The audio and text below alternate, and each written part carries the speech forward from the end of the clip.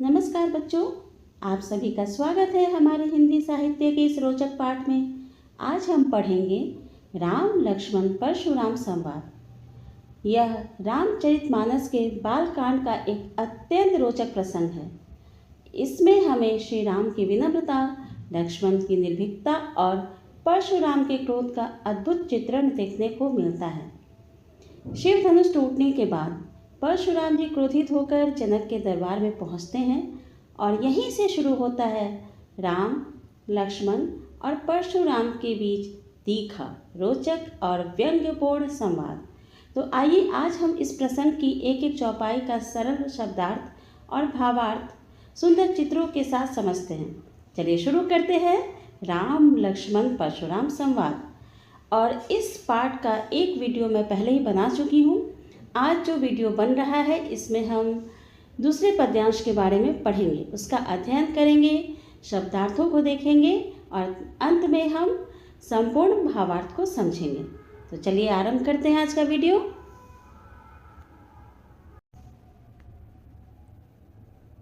समाचार कही जनक के सुनाए, जेहि कारण महीप सब आए।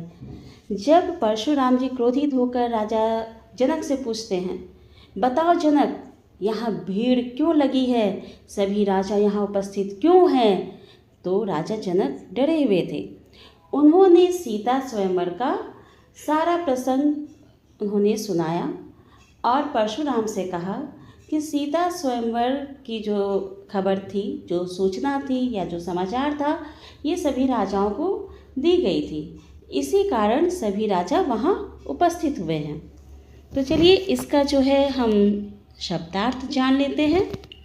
समाचार सूचना, कही कहकर, जनक अर्थात राजा जनक, सुनाए सुनाया, जेहि जिसके लिए अर्थात जिस कारण, कारण, महीप अर्थात राजा, सब सभी आए। तो कहने का तात्पर्य हुआ राजा जनक ने पूरी घटना और उसके कारण को बताया, जिसके कारण सभी राजा वहां आए थे। सुनत बचन फिरी अनत निहारे, देखे चापखंड मही डारे। जनक की बात सुनकर परशुराम ने चारों ओर देखा और भूमि पर पड़े टूटे हुए शिव धनुष को देखकर उनका क्रोध और भी भड़क उठा। तो यहाँ पर कुछ शब्दार्थ इस प्रकार है।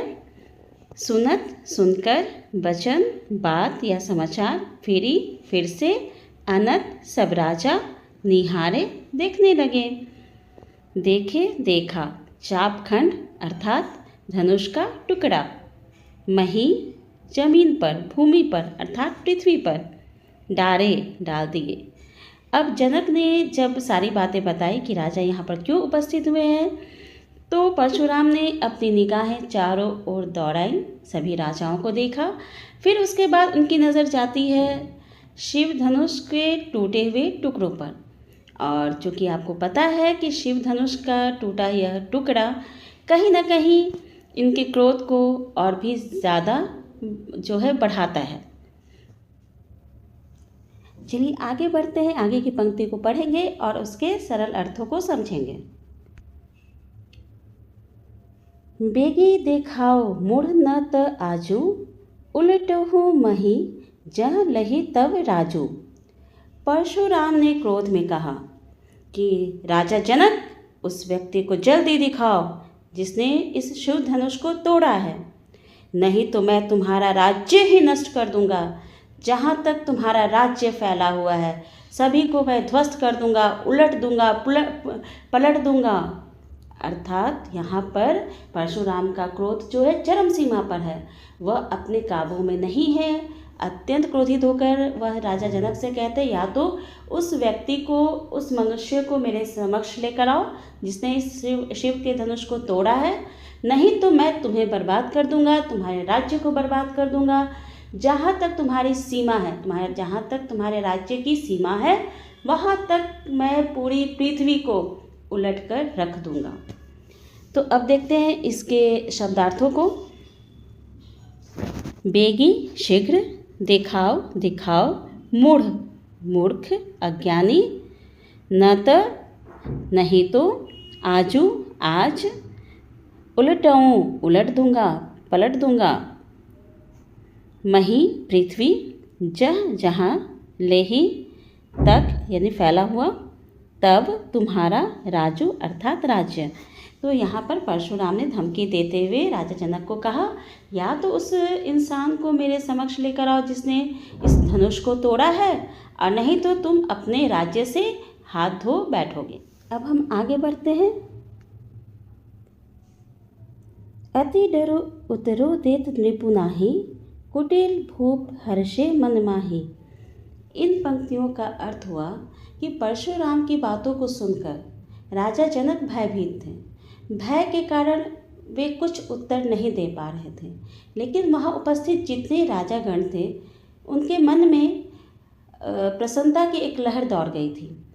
जब सीता ने श्री राम का वर्ण किया, उन्हें वर के रूप में चुना, तो वहाँ उपस्थित जितने राजा थे उन्हें लगा कि उनका अपमान हुआ है। और जब परशुराम ने राजा जनक पर क्रोध दिखाया, वो क्रोधित होकर उन्हें जो है चेतावनी दी, उन्हें धमकी दी, तो उसे सुनकर सभी राजा मन ही मन प्रसन्न हो गए कि शायद राजा जनक के साथ अच्छा हो रहा है। तो कुछ ऐसे ही है यहाँ पर। पहले इसके शब्दों के अर्थ को जान लेते हैं। अति बहुत अधिक, डरो भय, उतरु यहाँ पे उत्तर देना होगा, देत देते, नृपु राजा, नाही नहीं, कुटिल अर्थात कपटी दुष्ट, भूप राजा, हर्षे प्रसन्न हुए, मन माही मन ही मन में। तो यहाँ पर राजा जनक बहुत भयभीत होने के कारण कोई उत्तर नहीं दे पा रहे थे। यह देखकर दुष्ट राजा, जो वहाँ पर अन्य राजा बैठे हुए थे, मन ही मन कहीं न कहीं प्रसन्न भी हो रहे थे कि राजा जनक के साथ अच्छा हो रहा है। अब हम आगे बढ़ते हैं। सुर मुनि नाग नगर नर नारी, सोचे ही सकल त्रासुर भारी। अब यहाँ पर कहा जा रहा है देवता, ऋषि मुनि, नाग, नगर के लोग, पुरुष और स्त्रियाँ, सभी यहाँ भय के कारण चिंतित थे कि अब क्या होने वाला है। तो कुछ शब्दों के अर्थ जान लेते हैं फिर। सुर अर्थात देवता, मुनि ऋषिगण, नाग आपको मालूम ही है, नगर शहर, उस नगर के वासी, नर मनुष्य, पुरुष नारी स्त्री, सोच ही सोचते हैं, सकल सभी, त्रास डर भय, उर हृदय भारी बहुत अधिक। अब यहाँ ऋषि मुनि, देवता, मनुष्य सभी ये सोच में पड़ जाते हैं कि अब यहाँ पर क्या होगा, परशुराम के क्रोध से कौन बच पाएगा और कौन नहीं बच पाएगा। इस तरह की बातों को लेकर ये जो वातावरण यहाँ पर बन चुका है, इस भय से जो व्याकुल लोग थे, जो भय का वातावरण बन चुका था, ऐसे में सभी लोगों को एक चिंता हो रही है कि अब इसका परिणाम क्या होने वाला है। देखते हैं आगे क्या होता है। मन पछताती सिया महतारी, विधि अब संवरी बात बिगाड़ी। अब एक माँ का हृदय ऐसी परिस्थिति में क्या सोच सकता है। बेटी का स्वयंवर है, विवाह का समय है, ऐसे में परशुराम का क्रोध करना सीता की माँ को कहीं ना कहीं व्याकुल कर रहा है कि अब वो मन ही मन प्रार्थना कर रही है कि हे ईश्वर, इस बिगड़ी हुई बात को अब आप ही संवार सकते हो, आपके अलावा अब यह बिगड़ी हुई बात नहीं संभल सकती है, क्योंकि बात कहीं ना कहीं बहुत हद तक बिगड़ चुकी थी। ये महतारी का अर्थ होता है माँ। सीता की माँ मन ही मन पछता रही थी और सोच रही थी कि विवाह की अच्छी बनती हुई बात को विधाता ने अब क्यों बिगाड़ दिया। ऐसी कौन सी गलती हो गई जिसके कारण विवाह में इतनी बड़ी अड़चन आ गई। तो इसके शब्दार्थों को देख लीजिए। मन हृदय, पछताती, पछतावा करती है, पछता रही है। सिय सीता, महतारी माता, यहाँ पे सीता की माता की बात हो रही है। विधि अर्थात भाग्य, विधाता। अब संवरी, संवारना। बात स्थिति, बिगाड़ी, बिगाड़ दी, यानी कि संवरी हुई बात अचानक से कैसे बिगड़ गई। सब कुछ सही चल रहा था, अचानक से ये भय का वातावरण कैसे बन गया। इस बात को लेकर सीता की माता बहुत व्याकुल है और कहीं न कहीं सीता भी व्याकुल होंगी। तो आगे की पंक्तियों में देखते हैं क्या होता है।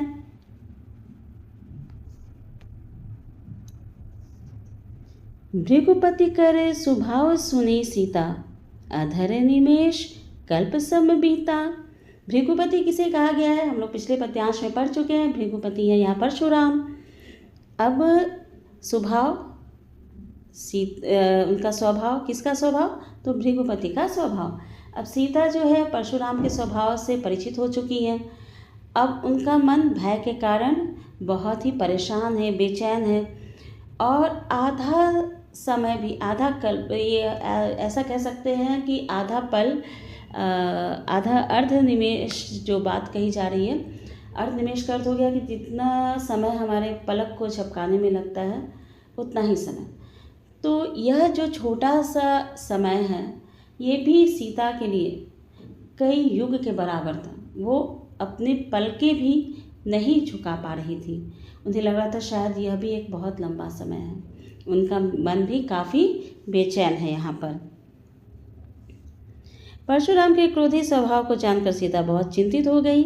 उस समय का एक क्षण भी, यानी पलक को झपकाना भी, उन्हें एक कल्प के समान, एक युग के समान लग रहा था। तो कुछ यहाँ पर शब्दार्थ को देख लीजिए। भृगुपति, परशुराम, कर के स्वभाव, स्वभाव, सुनी, सुनकर, सीता आपको मालूम ही है, अरध आधा, निमेष अर्थात मैंने भी समझाया पलक झपकने तक का जो समय होता है उसे कहते हैं। कल्प, कल्प एक लंबा समय, एक युग के समान, सम के समान, बीता यानी बीत गया या बीत रहा था। तो सीता के लिए एक एक क्षण एक युग के समान था। तो पूरी पंक्ति का भाव कुछ इस प्रकार है कि सीता का मन भय के कारण इतना बेचैन था कि एक एक क्षण काटना उनके लिए मुश्किल हो रहा था। वह एक लंबा अरसा बन गया था।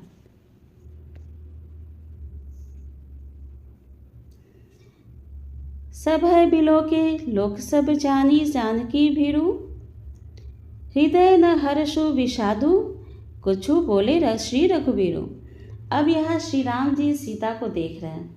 वो समझ रहे हैं सीता का मन काफ़ी बेचैन है, बहुत व्याकुल है, बहुत परेशान है। ये सारी स्थिति उनके सामने जो है, सारी परिस्थितियाँ, सारी स्थितियाँ जो है श्री राम बखूबी समझ रहे हैं, बहुत अच्छे से। लेकिन फिर भी ना ही उनके मन में किसी प्रकार का जो है दुख है, विषाद है, और ना ही किसी प्रकार की प्रसन्नता है, ना ही वो हर्ष है कि उनके मन में। वो बिल्कुल भी जो है एक बिना किसी भाव के एक सामान्य पुरुष के रूप में वहाँ पर खड़े हैं। ना ही वह दुख के कारण बहुत बेचैन है और ना ही खुशी के कारण बहुत ज़्यादा वह उछल रहे हैं। वो बिल्कुल एक सामान्य अवस्था में वहाँ पर खड़े हैं और सीता को देख रहे हैं। तो यहाँ पर कुछ शब्दों के अर्थ देख लीजिए। सभय भयभीत होकर, बिलोके देखा, सब लोग, सभी लोग, जानी जानकर, जानकी भीरू, भीरुनी की पति। तो जानकी के पति कौन थे? श्री राम। न हर्षो, न प्रसन्नता, विषादो, न दुख, कछु कुछ भी बोले, कहा श्री रघुवीर, श्री राम ने। अब कहीं ना कहीं सीता अगर व्याकुल हैं तो ऐसा तो नहीं कि श्री राम को भी पता होगा। वहाँ पर उपस्थित जितने लोग थे सभी सीता को देख रहे थे। सीता की जो मनोदशा थी उनके चेहरे का भाव कहीं ना कहीं स्पष्ट कर रहा था।